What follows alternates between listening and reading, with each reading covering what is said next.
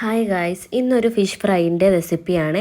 ആദ്യം ഒരു പാനിലേക്ക് കുറച്ച് വെളിച്ചെണ്ണ ഒഴിച്ചിട്ട് 2 സ്പൂൺ മുളക് പൊടിയും 1 സ്പൂൺ മഞ്ഞൾപ്പൊടി ഇത് രണ്ടും കൂടെ ഒന്ന് നന്നായിട്ട് ഇളക്കി യോജിപ്പിക്കണം.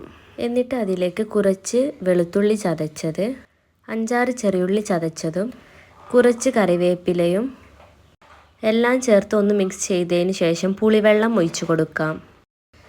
എന്നിട്ട് ഇതെല്ലാം കൂടെ നന്നായി ഒന്ന് ഇളക്കി യോജിപ്പിച്ചിട്ട് ഫ്ലെയിം ഓണാക്കി കൊടുക്കണം. മസാലയൊന്ന് ചൂടായി വരുമ്പോൾ നമുക്കിതിലേക്ക് മീൻ ചേർത്ത് കൊടുക്കാം. ഇപ്പോൾ നമ്മുടെ മസാലയൊക്കെ നന്നായിട്ട് തിളച്ച് വരുന്നുണ്ട്.